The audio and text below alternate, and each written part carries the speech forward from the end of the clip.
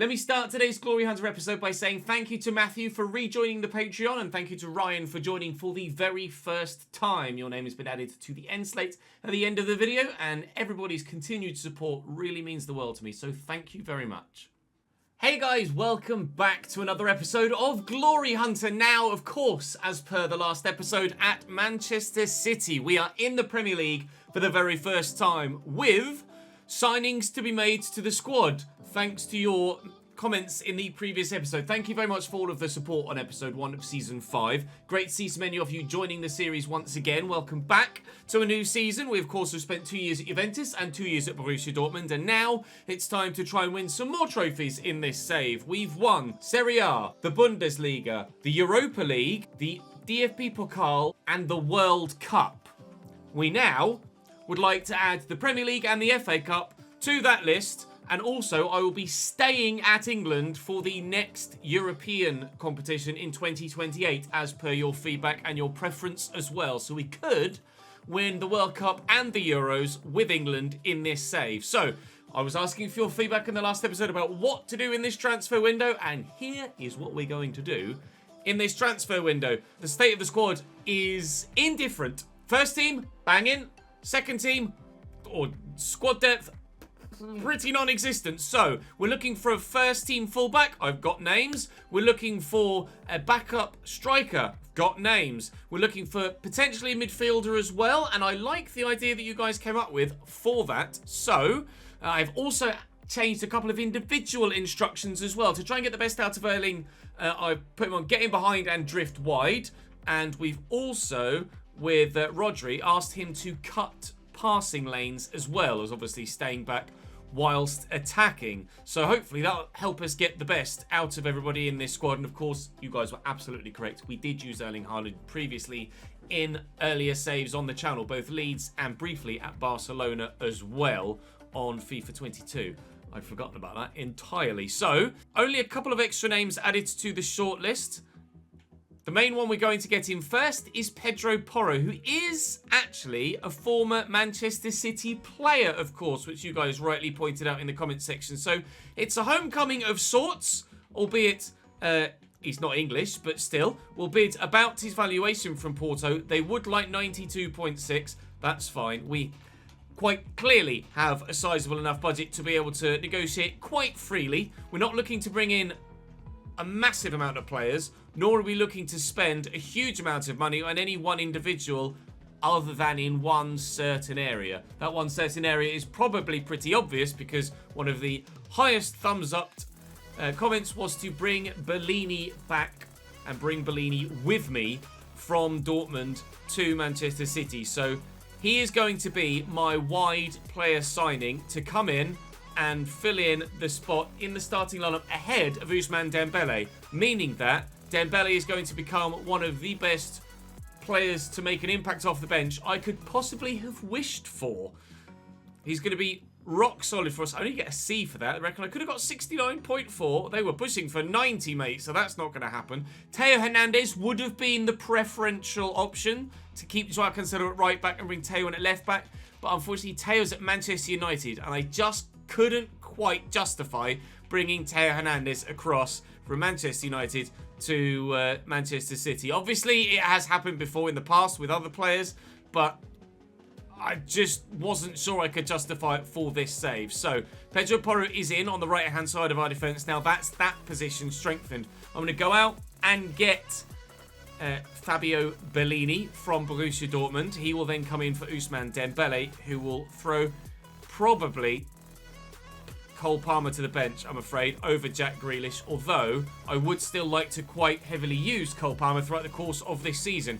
Now, I have about 200 million available to spend and enough time left in the window to try and get some more money in should I need to, and Verratti is probably going to go on his way out, but at this stage, I think I should be able to get everything done I want to without having to... maybe not. Sell Verratti. I think I'm probably going to end up having to sell Verratti. He's valued at 133 here, Fabio Bellini, and I might need to pay upwards of 160-ish to actually get him in. I'm also going to try and sign Roldao Ramos as well as my backup striker at your request. And We will also try and bring in Alvaro Calderon as well. Of course, he's the David Silva regen, and David Silva was unbelievable for Manchester City for a decade. So that kind of makes sense, doesn't it? So I'll try and do Bellini first. Then we'll go for Calderon, because we need the midfielders more so than we do the striker at the minute. So I do still have Rafa Mir. But then we'll go for Aldo Ramos, and maybe I move Mir on. I'm not sure. But Verratti certainly is going to have to make way. Your feedback was basically don't worry about the whole financial situation at the club with regards to any sort of FFP. City tend to kind of do what they like anyway, and you guys are on board with me doing that. I absolutely am not, however, paying £203 million for Bellini. If they accept 185, we're buzzing. And they have indeed accepted 185. Now, that doesn't leave me much, of course, left. So now, absolutely, Verratti is going bye-byes. My first bid for Marco Verratti has come in. It's only 30 million. He's on 190 grand a week, so that will free up quite a significant portion of wages. But I'm not really, I don't think, going to raise enough from just the Verratti sale to be able to afford everyone we want to bring in this window or this season. So we may have to wait until potentially next season to flesh out the squad as much as we might want. Had a £300 million transfer budget, and it's not going to stretch as far as we want it to, which is pretty remarkable, really. That will take our transfer budget, that will take it up to 50ish, which will mean I'll be able to get Roldow in, or the David Silva regen. And I would probably prefer, as we mentioned, to bring the David Silva regen in Calderon to boost the strength in depth at centre mid. Calderon obviously is going to grow. Verratti is only going to decline from here. And then we can use Rafa Mir. And if Rafa Mir is someone we don't get on with, then absolutely I'll sell him in. Look to sell him in January, and potentially then we can bring in some fresh talent up top in probably Roldow, as you guys have requested. For the rest of this season. If not, maybe, if we're not able to win everything in this first season at Manchester City, we will have to wait until next season. And we have, of course, there you go, that's Marco Verratti confirmed as leaving as well. As we came from the Bundesliga to the Premier League, Verratti is going from the Premier League to the Bundesliga in Germany, to RB Leipzig, to one of our direct rivals from Dortmund. And thankfully, that should free up enough cash to bring in Calderon. Vamos! Good. Okay, I'm going to go and get Calderon in. He's hopefully not going to want too much wage-wise, and then we can have a little bit of a financial rethink about what we've got left and what we might be able to do to maybe get one more deal done before transfer deadline day. First game of the season is Fulham. Now, this one I'm actually going to sim, and we'll play the latter two in Palace at home and West Ham away. Fully expect us to get a strong result in this game against Fulham. Obviously, if you've missed the most recent season, we have switched to simulating via the interactive sim rather than just quick simming to give us a more realistic result. We've found that the quick sim has, still got French commentary from the My Player Save at Lyon. Actually, speaking of commentary, I am actually going to change things up for the, don't you dare take the lead this early on, Fulham.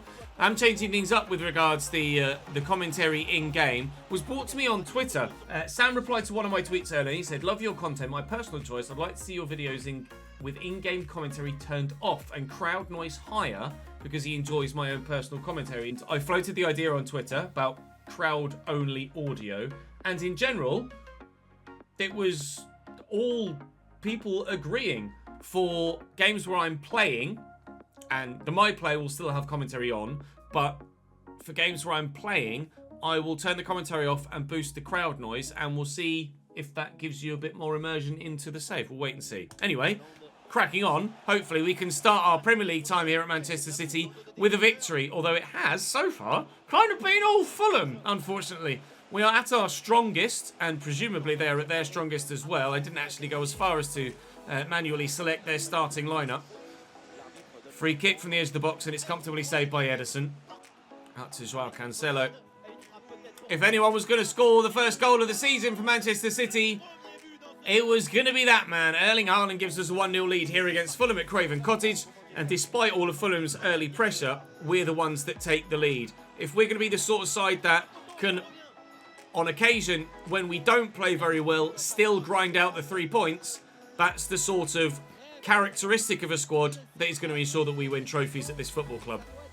Free kick here in a good position. I am going to jump in and take this, if you don't mind. I do love taking free kicks in this situation. Erling is on it by default, apparently, but we know how good Bellini's free kicks are. So we're going to try and whip one in with him. Just over 3 and a bit bars of power to try and get it on towards goal. But no, Gabri Prestao makes a very comfortable save in goal for them. And we will continue on from there. Penalties and offensive free kicks, I do always jump in for those that were wondering. We jumped in for that. And unfortunately, it didn't work for us on this occasion. But it has previously. And we're 1-0 up at half-time. So, doing okay here. A bit of ball in behind for Erling. He does have the option. Square! Fabio Bellini scores on debut for Manchester City. He played for us very rarely at Juventus, only on a couple of occasions, but by the time he came to Dortmund, he was the real deal. He became one of the best in the world whilst with us at Dortmund, and has now continued to do that here at Manchester City, and hopefully he can help drive us on to a number of trophies this season. However, Fulham might have something to say about this opening day result yet. Counter-attack is on. Here's Phil Foden into Rafa Mir. Ooh, I like that free-flowing football. That was beautiful to watch. Bellissimo, and Bellini's the man to tuck it home. It's 2 on debut for our new Italian star. He might have cost us the world, but he may also help deliver us the world with regards to trophies. Everything. That's the plan. He helped us at Dortmund do the double, and we'd very much like to do the treble here at Manchester City, and he's helped us get a treble of goals on opening Premier League day. We might yet be conceding more than one, however, but defensively solid enough to ensure that we get the result. 3-1 away from home against Fulham on opening day is very, very good indeed. We'll take it. Would have been nice to keep the clean sheet, but Fulham with their 6 efforts certainly deserved something from it. I'll now go and just address that commentary for when we actually play the games against Crystal Palace and West Ham. And my chat is Trufa saying he's disappointed that he didn't play. Sorry, pal. I kind of bought Pedro Porro. So Crystal Palace come here to the Etihad, lining up with Marat Rodek in goal, Nathan Ferguson, Kusunu, Kamo and Nkapie the back 4, Yusuf Fofana, Fran Beltran and Zeva Schlager in the midfield, Jeremy Doku, Joao Pedro and Anthony Elanga is the front 3. They're playing with 1 CDM and 2 centre mids, but all 3 of them are CDMs.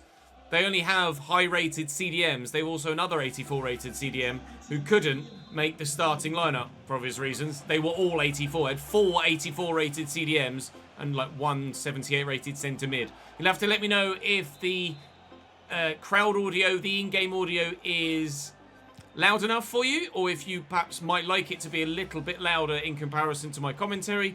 Obviously, this is something we've not tried before, so I'm willing to take on feedback from you guys as to how to make it sound the way you want it to sound, but unfortunately we can't make it look the way we want it to look. Not yet. We would like to have that scoreline read 1-0. And Ruben Dias can't do that for us yet.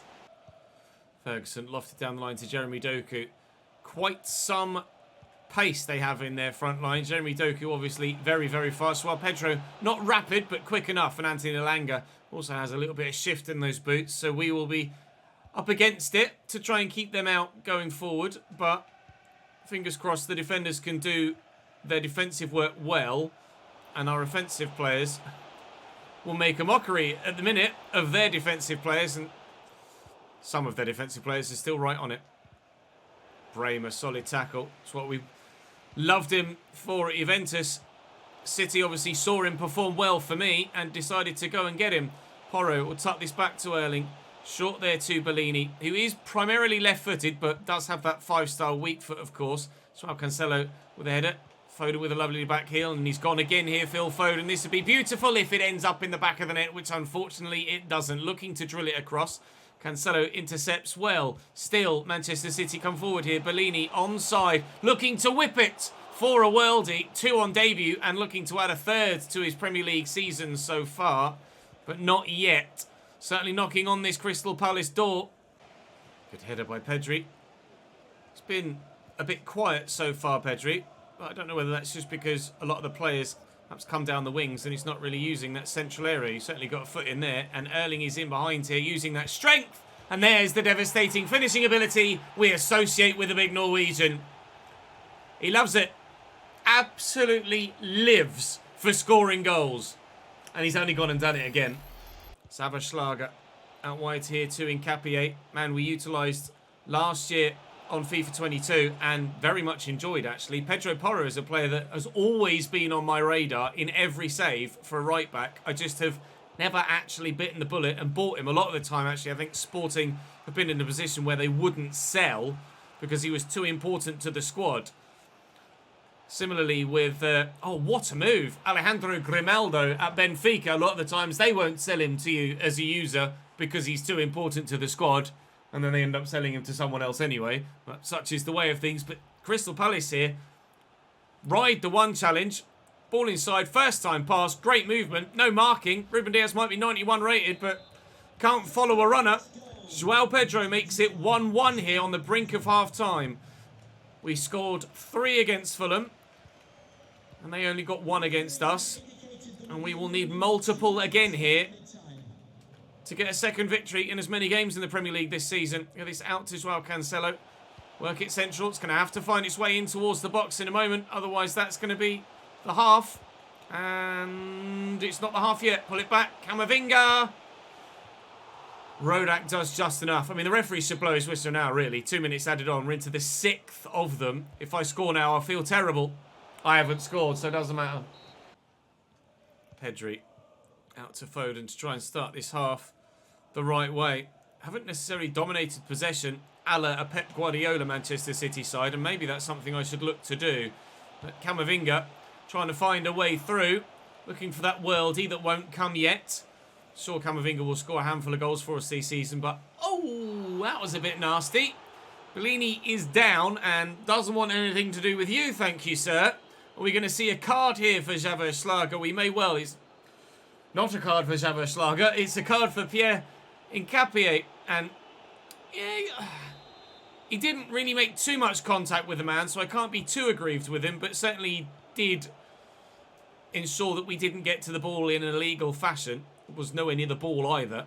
So I think that's fair enough. Foden with a bit of time and space here. He was spectacular for us at England. Oh, and Bellini draws a save out of Rodak. Certainly, we hope Phil Foden can help us lead our nation, or my nation at the very least, well, it'll be your nation, lead my nation to another international trophy. Erling's desperate to add that second for the team to give us the lead again. I'll keep aiming for him from corners because he's the most likely to score from an aerial position. He or Ruben Dias. João Cancelo to Camavinga here, looking for Bellini. Here comes Rodri. Ah, it's Pedri, and I can't find Foden. Cancelo into Pedri, and Cancelo again, and Foden. You can hear the Palace fans loud and clear, letting you know that they're here in number. Camavinga not quite strong enough to hold off David Carmo there. It was a good run. It was a good ball. Not able to get this second goal yet. João Cancelo fighting hard, failing to do so when winning the ball, attempting to win the ball back, but we do still have it as a team, and Foden is in here, and there is Camavinga at the back post, who I might be able to find. Haven't been able to. Rodri will win that well. Fall to Pedri. He can't get it under control. It will come across here to Foden. Rodri gets his pocket picked by João Pedro. One area where I expect Rodri to be decent is on the edge of the box like that. He does have the occasional absolute belter in the back pocket, doesn't he? We've seen that numerous times for Manchester City from him. Foden, again, a little bit of smart footwork to get it back out to Erling. And here is Rodri now. We'll go for that power shot. Drawing the save out of Rodak. 15 minutes to go. Was worth a go, and it was well hit. Foden delivers. Erling's up. And he's headed wide again. It is manual, the headed efforts from the striker or from anyone when you're challenging in the air like that. And certainly, I must do better. I am slightly concerned about Erling's stamina as well. Supposedly, it's 86, but he is always tired. Now, what I might do is bring Dembele on and move Foden central and drop him to a centre forward. We'll see if we can get something out of Phil Foden centrally, whilst Dembele can make the impact out wide. Sorry, Erling, we're going for a different method for the final 15. Jeremy Doku. He's rapid, but Ousmane Dembele with the fresher legs can win it back. Now Joao Pedro's going off for them. They're making a change up top. Pedro, scorer of their earlier goal. Now won't be adding to his tally, just as Erling won't be adding to his own either. Nketiah somehow wins a throw-in for himself there, despite being the one that got the last touch, I'm sure. I was trying to turn inside, and the ball went outwards. He's in here. Koita with the touch and finish to potentially seal defeat in my first home game as Manchester City boss. That spin was entirely unexpected and brilliant. There's not much you can do about that, is there? Absolutely wonderful. And the finish too. If I was playing against Edison, he'd probably have saved that. Playing with Edison, he hasn't. Such is life. Camavinga. Bellini. Need something late. Need something great. Camavinga to Foden again. De Bruyne is off the bench here. And will look to do De Bruyne-esque things. Nketiah, though, with a brilliant interception. Kevin will take the corner. Now, I don't have Erling to aim for anymore. But Ruben Dias. Wow. Ruben Dias is still in there. Ruben Dias is the one that goes for the overhead kick. Erling never tried that. Jesus wept. No second goal for us, though. And it looks like it may well be defeat in our first home game as Manchester City manager in a competitive environment. Although, it's not the pass I was after with Foden. I was looking for Foden, was trying to get it into the channel between centre-back and full-back, not around the outside the full-back. That was absolutely awful from Ruben Dias as well. As I tried to pull it this way and he tried to put it that way. Maybe I just didn't have the body angle for it, I'm not sure. We lose by 2-1 at home against Crystal Palace. And it's not going to be perhaps as straightforward as we hoped here at Manchester City, although I'm sure those stats can tell you that certainly we didn't necessarily deserve the defeat. 13 efforts to their 3, unfortunately. I just couldn't find a way through often enough. Their goalkeeper making some very good saves. We'll go to the post-match press conference. We will try and keep morale high. I don't plan on making any more incomings. However, despite doing everything we could going forward there, we couldn't quite get the result done. But fingers crossed the squad we have at the moment is good enough. Because at the minute, I don't know if there's anyone I'd be willing to sell to bring someone else in other than Rafa Mir. But I'm not going to jump on selling Rafa Mir. I want to at least give him a go, try him out before making a decision. Now, Diego Rosa is a player I don't know much about. I certainly don't want to loan to buy. We'll offer just a loan. And Tommy Doyle is the player of the two that I'm going to keep at the club. I am rejecting offers for Tommy Doyle, whilst I'm going to let Diego Rosa go out on loan. Trafford's completed his development schedule. He's now 75, continuing to improve as our backup goalkeeper. But that's as much as he's going to improve this year, evidently. West Ham line up then with Alphonse Areola in goal. A 4-2-3-1. David Wrench, Javi Sanchez, Rafael Castro and Luke Thomas at left back. Quentin Timber in the midfield. Twin brother of Jurien Timber, the centre-back. And up top, Mustafa Kovacevic is a Bosnian regen. So one assumes that that's Edin Dzeko's regen. I haven't double-checked the birth date, but I have to say I don't know of any other Bosnian strikers that are that higher rated that would get a regen that would get to at least 80 rated, as Kovacevic is currently. There used to be Ivašević, but I believe he's retired a little while ago and doesn't actually play anymore. I don't think, anyway. Woo! Speaking of Kovacevic, oh, he very nearly got himself sent off immediately. Foden there again. Camavinga is free. And here is Pedri. And there's Areola. It's a good save, but I certainly should have buried that, shouldn't I? Phil Foden with the delivery. Brahma's up. And we've scored anyway, so we don't mind. Now that is textbook from Brahma. Head it down into the ground. Make it difficult for the keeper to deal with. He's done exactly that. We lead by 1-0. Away from home at the London Stadium. Brahma gets the run on his defender. And it's just an excellent head at the man on the post. Surely has to do better, though. He absolutely could have kept that out there, number 6. He's just... well, I don't know what he's done. Not kept it out, Devin Wrench. That's what he's done. Not kept it out. In the 12th minute, we lead by a goal to 0. But we led against Fulham, and we lost that... Not Fulham. We led against Crystal Palace. We lost that one, so we're not taking anything for granted yet. And Erling was offside. Porro. Pedri. Camavinga. Pedri again. Lift it. Looking for Phil Foden.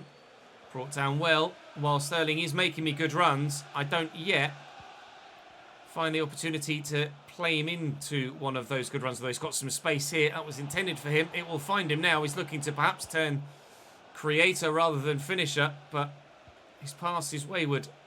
Bremer's tackle, though, as solid and accurate as ever. Camavinga is offside again there, Erling. He will finish it with devastating effects. But again, wrong side of the line. Bremer. Porro's pushed a long way forward. Erling just finds Bellini. Oh, and you could see the attempted toe poke past the man that was rushing through the middle. Just couldn't quite do it in time. Porro's read that very well indeed, however. And Bellini will look for Erling. And here comes that run again. It's Pedri, but the pass is poor from Haaland. Certainly doesn't seem to be the sort of player that I can use in my build-up. He's just a deadly finisher. Kovacevic isn't massively fast, thankfully. And we've been able to stick with him and force the mistake. But Fabinho turns well. And Puado will find Lanzini. Draws the save out of Ederson to ensure that West Ham's pressure continues here. Lanzini himself will take the corner on the far side. It's not the best. Bellini up well, putting everything on the line to get rid of it. Thankfully avoiding injury, despite such a heavy collision. Puado into Martinelli.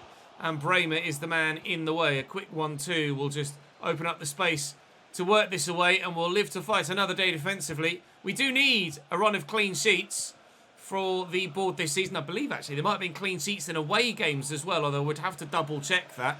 So if we can keep West Ham out here, certainly either way, if it's just a run of clean sheets or a run of clean sheets in away games, it certainly helps us either or. I don't think it was home games. It was either all or away. Ruben Dias wins that back and then just powers past the man. Erling. He's done well to hold on to possession there. Maybe I'm judging Erling Haaland too early, but a couple of times he's looked for a short pass and hasn't found it. Camavinga's done well to hold on to that. And Erling looking to use that finishing to effect there. Pedri will feed him in. And Camavinga can't quite get away from the man. I'm looking to find that second goal to seal this. And it won't arrive for me. And now Quentin Timber is in behind. Oh, the sweat is on. And Kovacevic will equalise with the last kick of the half. Well, we've seen that before. Sweaty little bastards. Right. You're already on a yellow card, mate, after doing that. After as many seconds in the first half. Mustafa Kovacevic has gone from... I mean, that's straight red card worthy of its own accord. He's gone from villain, after getting the yellow card, to hero, finding the equaliser, and now back to villain again, getting himself sent off. Inexplicable. Do not understand the logic there at all. Foden trying to jink one way, then the left to send Javi Sanchez, and I can't quite do it. Haven't yet found the way into the back of the net for a second time in this game, but hoping now that with them down to 10, at least they're hold your breath. At least their threat at this end, now that they're strikerless, unless they change formation, will die down. And it should, says hopefully, should be just pure Manchester City pressure for the rest of the game.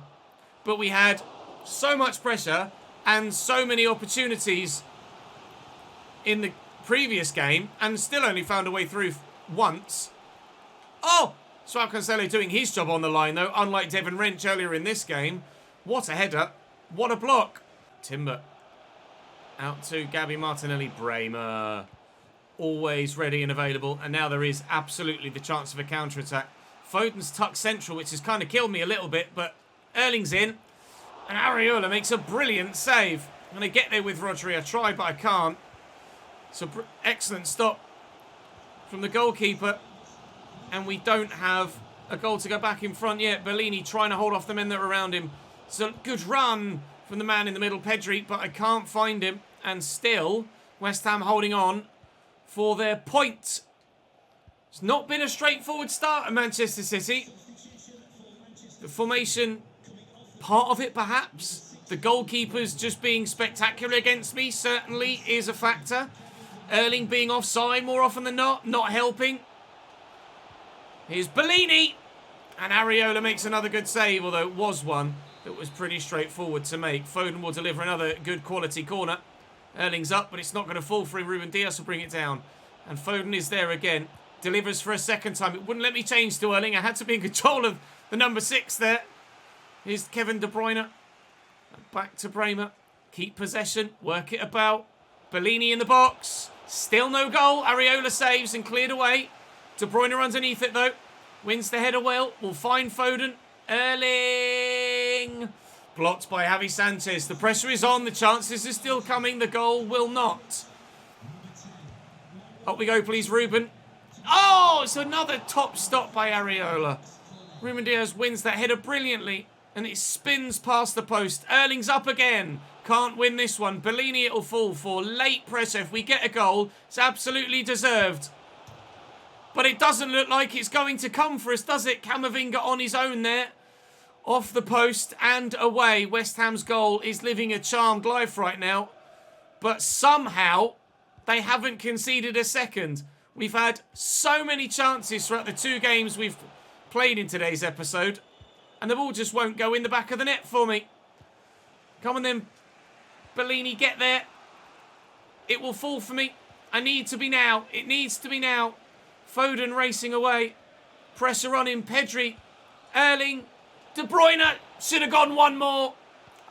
Felt confident enough with De Bruyne to get the shot off. But there wasn't enough space to do it. It's a draw away from home against West Ham, for Manchester City.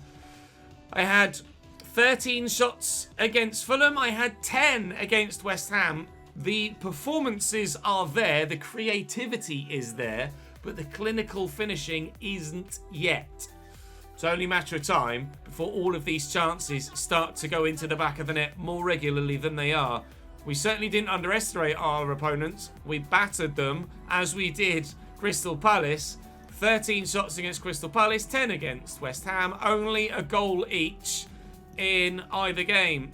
We need to be clinical. We absolutely do, but rightly so. They are praising Alphonse Areola in the post-match interview, and you can absolutely understand why after that performance. Another player leaving us on loan. That's Diego Rosa going to Lille for 12 months. Thank you, sir.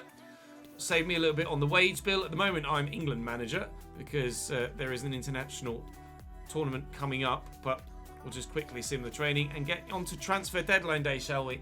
So the biggest deals done so far on transfer deadline day are Kingsley Coman from Bayern to Inter, Brennan Johnson from Forest to Liverpool, and Pablo Maffeo from Leeds to Leipzig. There are still rumours, apparently, of Robin Lenormand leaving us, but he's not going to go anywhere. I wouldn't mind if Amin Gouiri left the Premier League and went to Valencia. That certainly would do me a favour and make Chelsea weaker than they currently are. We've had a loan bid in for Morgan Rogers 2 years. I will try and delegate that just to a 1-year loan if possible. We might actually look to use him next year, and I'll delegate that. No, in fact, I will reject that. I want to use Cole Palmer this year in European and Cup competition. Callum Doyle can go, Tommy Doyle cannot. And still bids come in for Robin Lenormand. This time, Crystal Palace and Manchester United both bidding at once, both bidding similar figures, as did Juventus earlier in the window, but continually, he's not going anywhere. I've made 1 change to my England squad, 2 changes to my England squad, by the way. 1 change, an aging Raheem Sterling out and Marcus Rashford is back in. And Harry Kane is now dropped, and an 85 rated Tom Gelhardt is in. Believe Gelhardt is still at Leeds, but I'm not entirely too sure, but he does look very, very good indeed. Santiago Jimenez, now the latest deal to go through there to Lyon. We've had a bid from Hatafe for Trafford, which I will turn down. Evidently my voice still needs a little bit more time to fully recover, doesn't it? Amin Adli has gone to Sociedad, and Konstantinos Mavropanos has gone from Barcelona to Juventus. But still, Kingsley Coman is the biggest deal of the day. Not the biggest deal of the window, though, of course, as we've been involved in that. Presumably, Bellini's been the biggest deal so far. Rodgers will go out on loan to Celta for a single year. That will get him out the door and free up some more money wage-wise. Amin Gouiri has now gone to Valencia. Stipe Nejevic has gone to Leicester from Real Sociedad, so that will make him part of the Premier League season against us. I believe he's a Luka Modric regen. I'm not entirely too sure how highly he's rated, but for 80 odd million pounds, you imagine quite. Let's wait and see if there's any other top deals go through. Doesn't look like it, although there are some other deals going through elsewhere in the window, just not of any sizable fee. Callum Doyle leaving us to go to PSV for a year, which hopefully will help him grow a little bit. We've got a number of players that are kind of mid-70s, and if they can grow by 4, 5 maybe at best, then certainly they could find themselves in with a shout next season of being in the squad. Colin Mawani has moved to Marseille from Hoffenheim. We've got bids in for McAtee here. That's a loan to buy from Espanyol, which will change to a loan, and you can probably understand that Ruben Dias is going absolutely nowhere, especially for only 90 million. He might be in his 30s now, but he's still pretty good.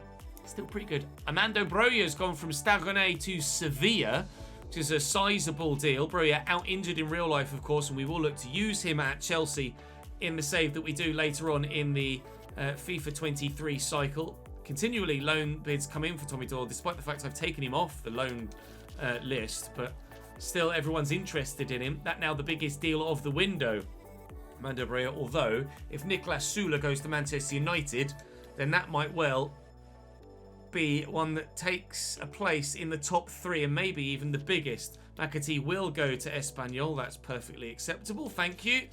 Some first team football for him, hopefully in Spain. Let's see. Cherlanov has gone from Burnley to Başakşehir here, but no movement yet for Niklas Süle. Ousmane Dembele is a loan bid from Paris Saint-Germain. We shall turn that down. Thank you very much. Ousmane is definitely going to play a part this year for us. Levakovic moving from Leicester to AC Milan. That will weaken them. Shaparenko moving to Everton. That will strengthen them. They've lost, however, Leandro Trossard, but that's not going to matter. I don't suppose. There you go. Don't suppose losing Leandro Trossard is going to do much for Everton's game. But Niklas Süle has now joined the Premier League, has come to Manchester United, and for a sizable fee. We thought it might be the biggest deal of the window, or biggest deal of the day at least. Juventus interested in Ederson, looking to replace Wojciech Szczesny evidently. Niklas Süle, £83.9 million. Man United bid for our Ruben Dias. Obviously we turned that down. They turned their attentions to one of my former centre-backs in Niklas Süle instead. Not sure how much was spent overall on deadline day or in the window all told.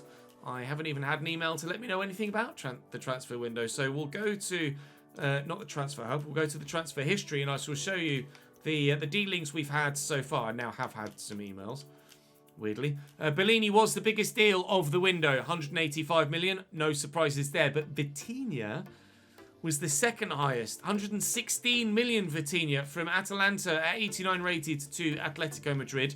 Inter have sold Barella and he's gone to Spurs. That's intriguing. Hložek has now gone to Lazio. Lazio spending 102.5 million on 86 rated Hložek. That's a backward step surely from Atleti. The Dries Mertens regen, Peters, Matthias Peters, has gone from Inter to Chelsea for 100.8 million pounds. So presumably then he is the Armando Broja replacement, you'd imagine. Pedro Porro's next for me. Then it's Süle and Broja and Gouiri. And the other transfers we saw, Nejevic, he's 84 rated. So he's not spectacular, but he's also got great promise, I'm sure. An 84 rated is probably about right for Leicester City's midfield. Kirkju to Barca, Pau Torres to Fiorentina. So they've let a centre-back go. That's obviously why they're looking to bring one in, or have now brought one in, a better one, presumably. Nicolas, although Pau Torres at 87 rated ain't exactly bad, is he? Pedro Gonçalves has left to gone to Napoli. Upamecano has come in as well. So as Pau Torres leaves, Upamecano and Niklas Süle come in. Damn, Manchester United. Patrick Schick has left to go to Barcelona. Gabi Jesus has come to Brighton. Brighton always acquire a banging squad, don't they? I don't know why. Gabriel has left Dortmund as well. They've sold both their best centre-backs. My former team being ripped apart, it seems. Yuri Tielemans has gone to Juventus. Kenneth Taylor to Borussia Mönchengladbach. Otero.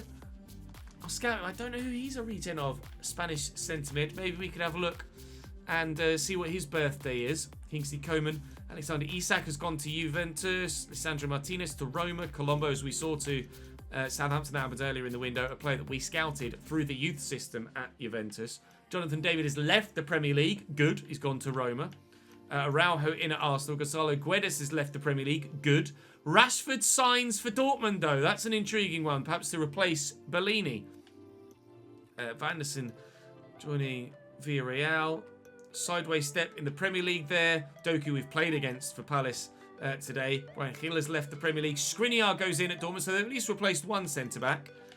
Although they may not have replaced two. Castro, centre-back, Spaniard. Not sure who he's a regen of off the top of my head. I don't think we've looked into him too much. There is a young centre-back that is a Chiellini regen, but I don't know who Castro's a regen of off the top of my head. We shall have to have a look. Zakaria has gone to Marseille. He's left the Premier League. Unai Simon is to the Premier League at 86 rated, so that's going to strengthen Man United. Unfortunately, Andreas Christensen is going to strengthen Newcastle United's backline. Of course, Premier League champions last year, Newcastle United in this save. And Mo Salah leaves Liverpool at 85 rated and 34 years of age and goes to Wolves, which is an intriguing one. Mikkel Damsgaard going to Spurs is the smallest deal on that list, and we leave you with the Premier League looking as it looks like here in a moment. We are 9th, but I mean, we absolutely could have beaten Palace, and we absolutely could have beaten Fulham. It just wouldn't go in the back of the net more than once. We'll do what we can for the remainder of the season. Don't think it'll be long until we're challenging for that title, if not winning that title. Qualifiers for England should be pretty straightforward. Czech Republic, Poland, Finland and Ukraine. I mean, that's pretty obvious how that's going to pan out, isn't it? We can probably safely simulate those international games. If I need to play any at some point to ensure that we qualify for Euro 2024, then obviously I will do. But priority is going to be on Manchester City this year. It's Roma, Steaua Bucharest and Marseille in our European group in the Champions League. And Peterborough United in the Carabao Cup. Screw them. We'll go and batter them, hopefully. But we will start tomorrow with a Manchester derby. That'll be intriguing. Certainly worth waiting for and worth watching. Thank you very much for joining me today. I shall see you tomorrow. Ta-ta.